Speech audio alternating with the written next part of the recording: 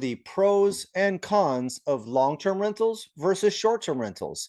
This is the never-ending question. Should I develop a long-term hold portfolio or should I focus more on short-term rentals? And what are the pros and the cons between the two? And so I think it's important to break down the pros and cons of each so you can determine what strategy is best for you and your personality and where you are in life and what goals and vision you have for your financial situation in your own real estate portfolio. So let's get into it. Let's talk first about the pros of holding property in general, which of course can translate both into long-term rentals and short-term rentals. So first, owning property long-term can provide a great inflation hedge. So over time, over the long run, you might have a increase in your property value over time as inflation occurs. Now, you also can have some market crashes and some volatility there, but at the same time, long term, you should always see that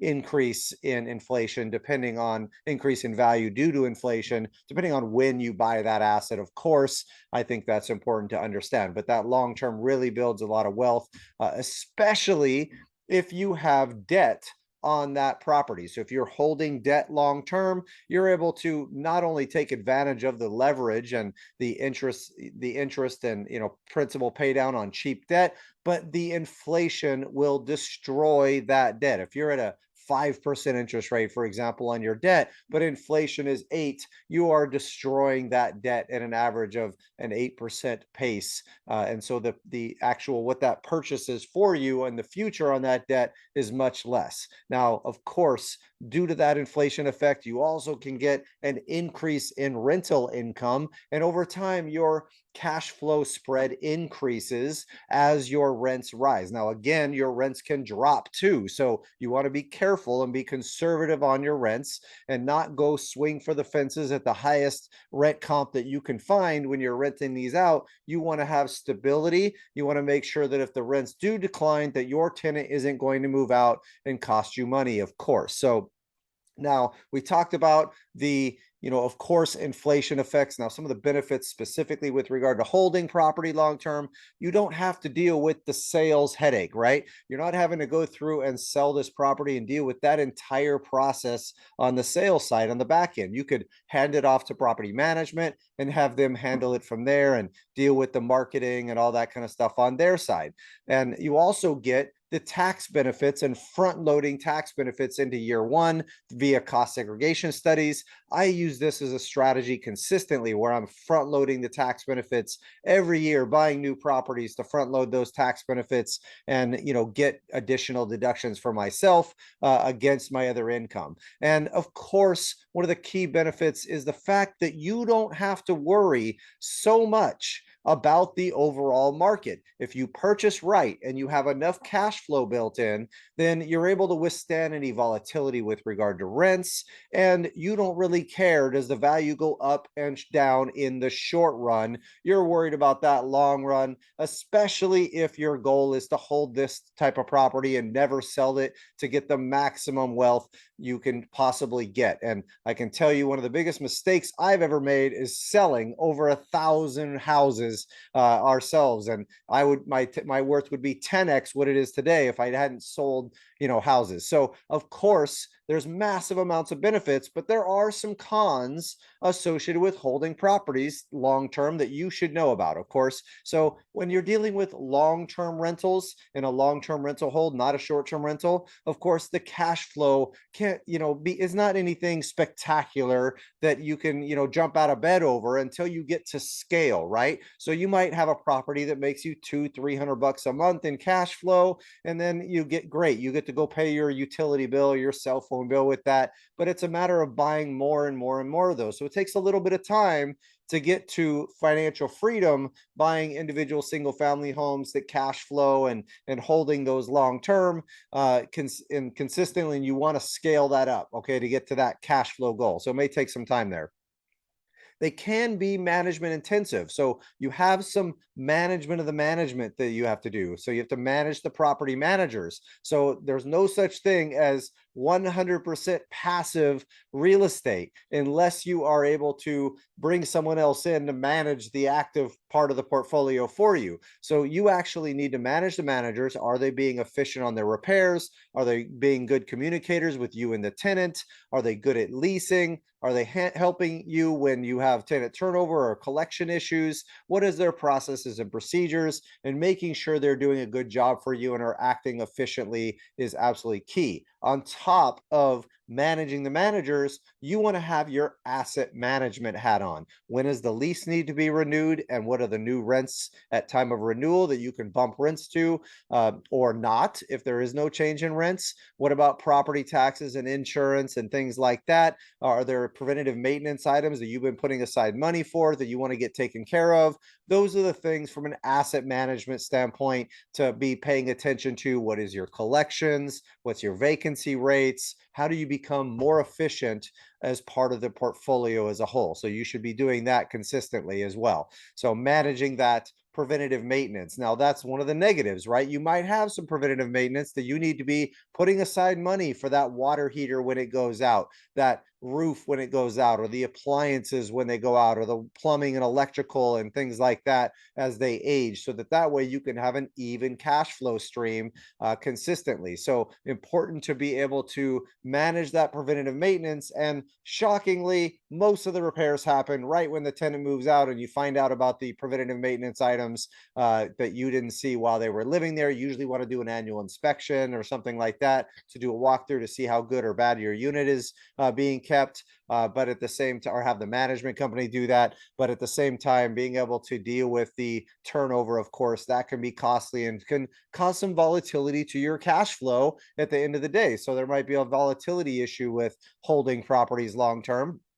You also have a little bit of liability, of course, when you hold properties either in your own name with an insurance policy or in an LLC with another insurance policy as well on top of that. So the proper asset protection is key when you're dealing with this. And of course, that can cost money. The entities, the accounting, and the taxes, that can cost money when you're holding property long term, and something to think about as far as, does that property make sense from a cash flow standpoint, and understand what the cost of your entity structuring is. Lending can be a little bit difficult as well, right? So actually qualifying either yourself and your own income through Fannie Mae and Freddie Mac, or a non-qualified lender, where we help investors with long-term 30-year fixed rate financing on investment property, all based on the income the property produces. So we do that strategy in-house, but it can be a little bit of a headache, of course, to go through any lending, where you got to come up with tax returns, you got to come up with your leases, you got to come up with cash flow, you got to come up with all of your documentation for the loan. It can be a little bit of a headache as far as hands-on associated with refinancing or purchasing a property and dealing with that financing long term. Okay. Now, there's also damage of and risk associated with damages or theft or fire. Of course, you have insurance in place to deal with there, so that way you can mitigate that risk.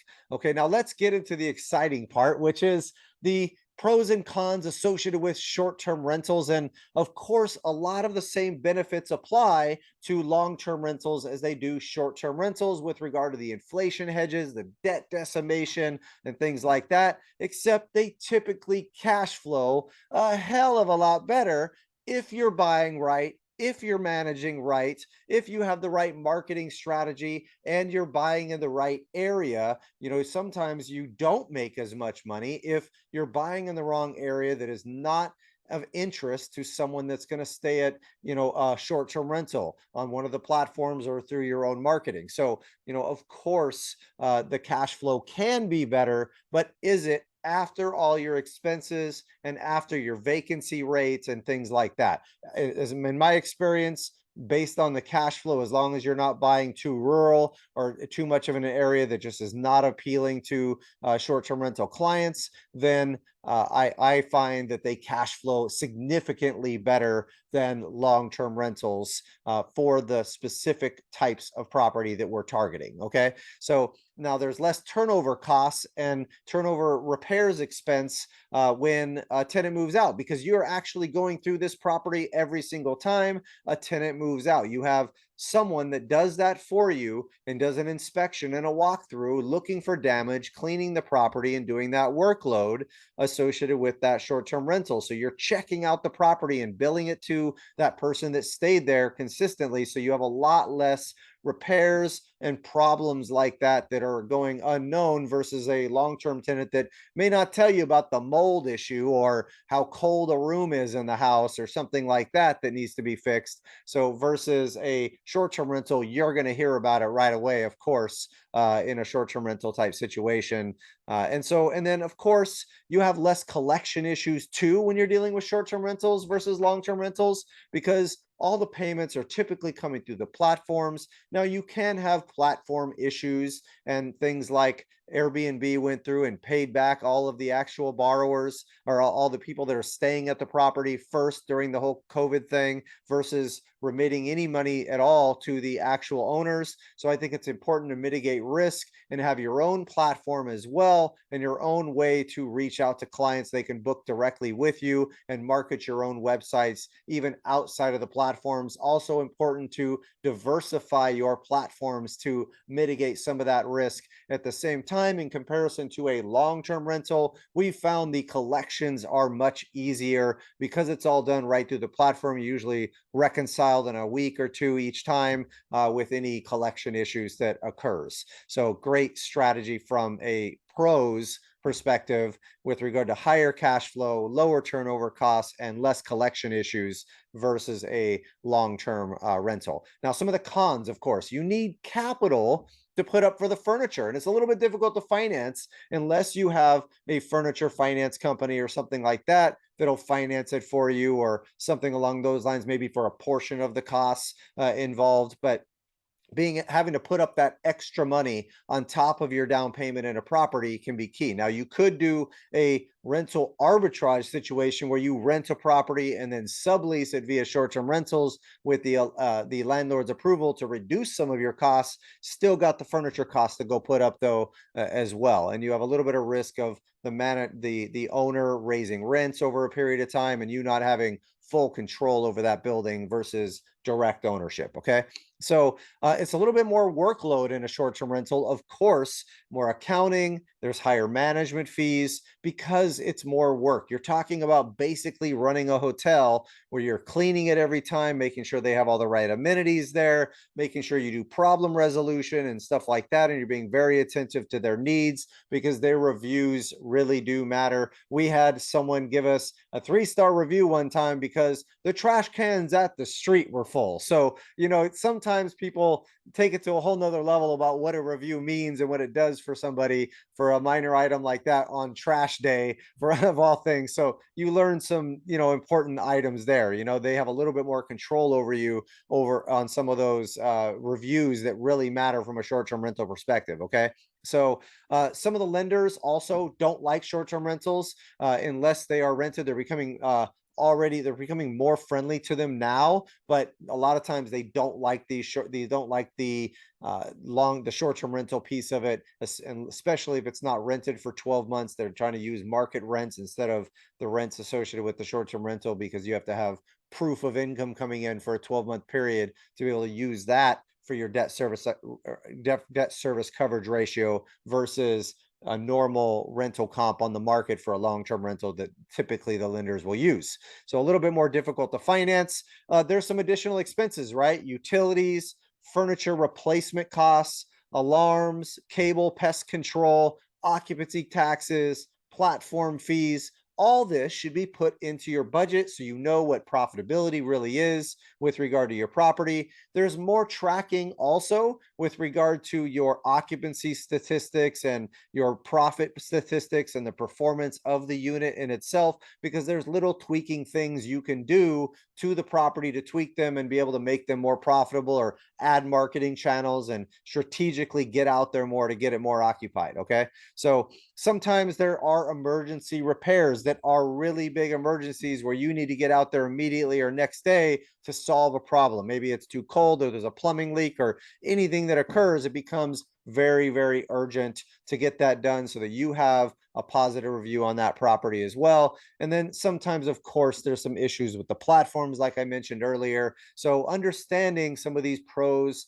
and cons are key. But at the end of the day, in my opinion, short-term rentals are absolutely worth it if you have the right management team to take the workload off of your plate so you can be an investor and not be a property manager or running a hotel yourself. Sometimes it's great to learn that strategy, but in my opinion, the professionals are better at marketing. They're better at their tech to have proper communication with both the tenants and the landlords involved. They have better accounting and better systems to do this. And I think you are very well served that have an outside management company manage these for you, as long as they have the right experience and they get through your due diligence checks. So I hope this helped create some value for you. If you guys like this content, please like, subscribe, hit that notification bell, and I look forward to talking with you soon.